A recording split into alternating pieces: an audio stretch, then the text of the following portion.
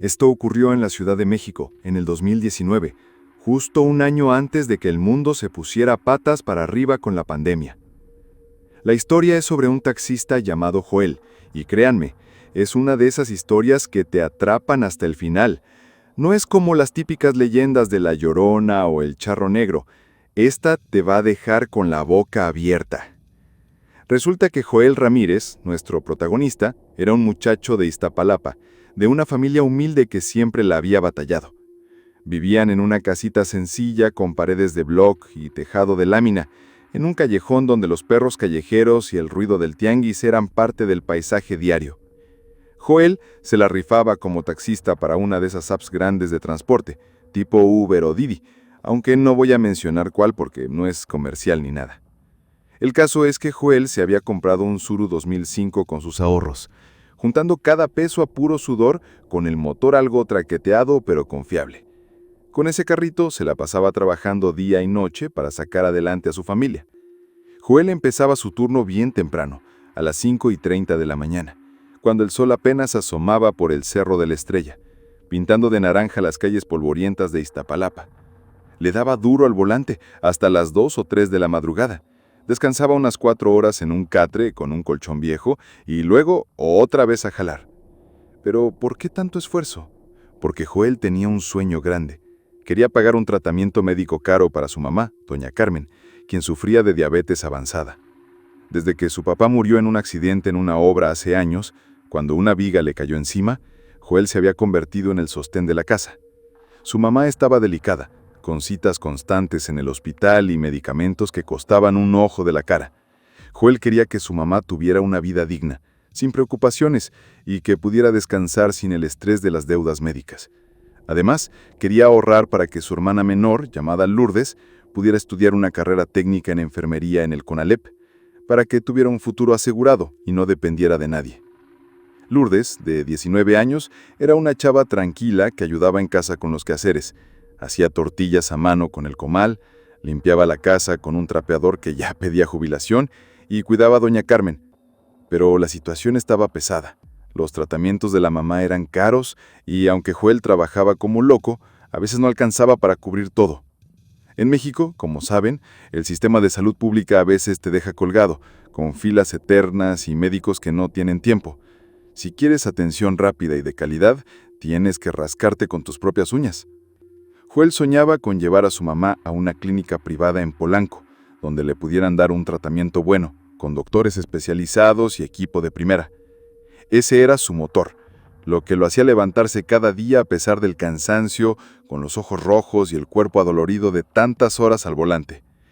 Pero en las últimas semanas, Joel empezó a notar algo bien extraño mientras manejaba de noche por las calles solitarias de la Ciudad de México. Todas las noches, a las 12 en punto, le caía un viaje en la app desde un punto fijo en la colonia Doctores, cerca del Hospital General, en la esquina de la calle Doctor Vertis. Cuando llegaba, siempre encontraba a una señora mayor, de unos 70 años, parada bajo un farol que parpadeaba como si estuviera a punto de fundirse. La señora tenía la cara llena de arrugas profundas, como si la vida la hubiera tallado con un cuchillo, pero iba bien arreglada. Un vestido negro elegante, como de luto, con un rebozo bordado impecable, maquillaje perfecto que no escondía su edad y un perfume caro que llenaba el Tsuru con un aroma dulzón, casi mareante. Sus manos, llenas de venas marcadas, sostenían una bolsa de cuero fina y sus ojos tenían un brillo extraño, como si guardaran un secreto que no quería saber. La señora se subía al taxi sin decir mucho, solo un seco «A Tláhuac, por favor», y pedía que la dejaran frente a una fábrica abandonada en los rumbos de Tláhuac, un lugar bien feo, rodeado de maleza, con bardas derrumbadas y un aire pesado que te hacía querer salir corriendo. Tláhuac, para los que no saben, es una zona de la Ciudad de México con canales oscuros y leyendas de espantos que todos los chilangos conocen. La Llorona que llora por los canales, el charro negro que cabalga en la noche o los fantasmas de los panteones antiguos. Ese lugar no era para andar solo a las 2 de la mañana, pero la señora parecía no tenerle miedo a nada. Joel la llevaba en silencio, con el radio sonando corridos o cumbias bajitas para no incomodarla. Cada vez que llegaban a la fábrica, ella se bajaba, le pagaba en efectivo, Siempre billetes nuevos de 500, bien dobladitos como si los hubiera sacado de un banco ese mismo día, y caminaba lentamente hacia la entrada de la fábrica, perdiéndose en la oscuridad entre los escombros.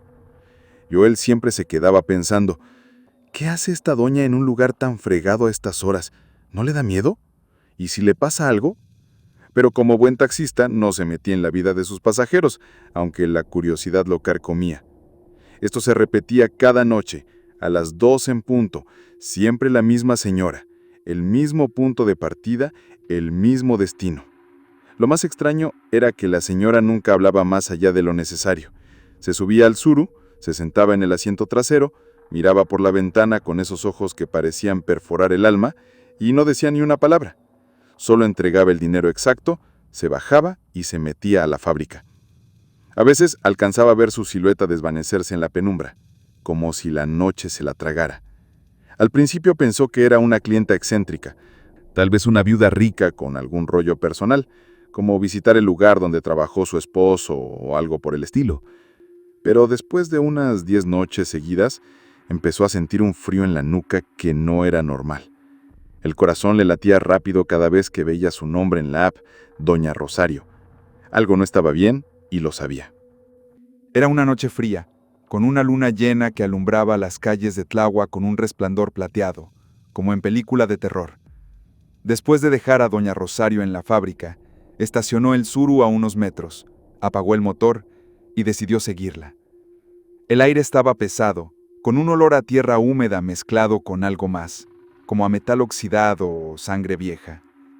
La fábrica abandonada era un cascarón de concreto, con ventanas rotas que parecían ojos vacíos, grafitis desvaídos y un silencio que te apretaba el pecho.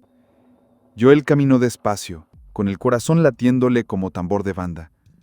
Cada paso crujía en el suelo lleno de escombros, y el viento silbaba entre las paredes, como si la fábrica estuviera respirando, viva, acechando. Entró por una puerta rota, alumbrando con la linterna de su celular. La luz apenas cortaba la oscuridad, y cada sombra parecía moverse, como si tuviera vida propia.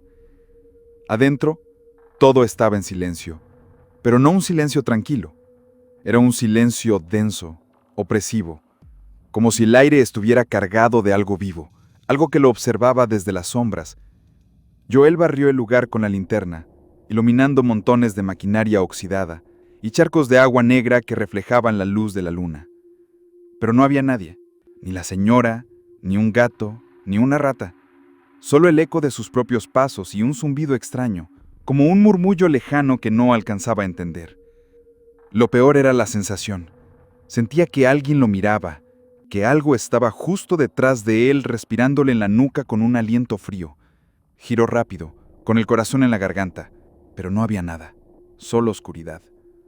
La señora, que caminaba lento por su edad, con un bastón que apenas la sostenía, no podía haber desaparecido tan rápido. Joel corrió hacia la entrada por donde ella había pasado, gritando en voz baja, «Doña, ¿dónde está?» Pero no había rastro. Era como si se la hubiera tragado la tierra. El celular empezó a fallar. La linterna parpadeaba como si la batería se estuviera muriendo, aunque estaba al 80%. Un escalofrío le recorrió la espalda como si unas uñas heladas le rozaran la piel. El aire se sentía más pesado, como si lo aplastara. De pronto, escuchó un crujido a lo lejos, como si alguien arrastrara algo pesado por el suelo. «¿Doña Rosario?», susurró, pero su voz se perdió en el vacío. El pánico lo golpeó como balde de agua fría. Su respiración se aceleró, y el sudor le escurría por la frente a pesar del frío. Sintió un cosquilleo en la nuca, como si alguien lo estuviera observando desde arriba, desde las vigas rotas del techo. Alumbró hacia arriba, pero solo vio oscuridad. Entonces, un susurro apenas audible le llegó al oído, como un lamento. «No debiste venir». Joel no supo si lo imaginó o si era real, pero no se quedó a averiguarlo. Corrió hacia la salida, tropezando con los escombros, sintiendo que algo lo perseguía, aunque no veía nada. Llegó al sur con las manos temblando. Arrancó el carro y salió disparado con el corazón a punto de estallar. Decidió que no iba a tomar más viajes esa noche. Regresó a su casa en Iztapalapa con las manos apretando el volante como si fuera lo único que lo mantenía vivo. A la mañana siguiente, En lugar de arrancar a las 5:30, Joel llegó a las 7 al puesto de tamales de su amigo Chucho en la esquina de su colonia. El puesto de Chucho era un clásico de Iztapalapa. Una mesa de madera con un toldo azul descolorido, un comal humeante y el olor a tamales de rajas, mole y verdes que te abría el apetito. Chucho era el clásico compa que siempre tenía una sonrisa y una broma, pero también se las daba de valiente, de esos que dicen que no le tienen miedo a nada. Mientras echaban un atole de guayaba y unos tamales de mole, Joel les contó todo a sus amigos taxistas, unos 8 o 9 que siempre se juntaban ahí a echar el cotorreo. No mamen, cada noche a las 2 en punto me cae un viaje con esa señora. Es bien rara, no habla, solo se sube, paga y se va a esa fábrica abandonada en Tláhuac. Anoche la seguí y no mamen, desapareció. No había nadie en la fábrica, pero sentía que algo me estaba viendo. Era como si la fábrica estuviera viva, como si algo me estuviera respirando en la nuca. No estoy loco, neta que sentí algo bien gacho. Los compas se quedaron callados, Algunos con cara de "estás bien loco, Joel". Otros se miraban entre sí como si supieran que en Tláhuac esas cosas no son de sorprenderse. Chucho, que siempre presumía de no creer en nada, se echó a reír, dando un trago ruidoso a su atole. Ay, compa, no me vengas con cuentos de la Llorona o el Nahual. Esas cosas de espanto son puro invento para asustar a los niños. Seguro esa doña es una loca que anda deambulando de noche. Si quieres hoy voy contigo y le digo unas verdades a esa señora. A mí no me asustan los fantasmas. Pero su risa sonaba nerviosa, como si tratara de convencerse a sí mismo. Los demás taxistas se dividieron. Algunos creían que Joel estaba exagerando, tal vez por el cansancio de tantas horas manejando. Pero otros, que conocían las historias de Tláhuac, le dieron un consejo más serio. «Ten cuidado», dijo uno de ellos, un vato flaco con tatuajes en los brazos. «Mi tía dice que ahí rondan almas en pena, gente que murió en accidentes y no encuentra descanso. Mejor reza un Padre Nuestro antes de ir y llévate un escapulario de la Virgen». Chucho, todo bravucón, no se dejó amedrentar. «Puras tonterías. Yo voy contigo esta noche, Joel. Vamos a desenmascarar a esa doña.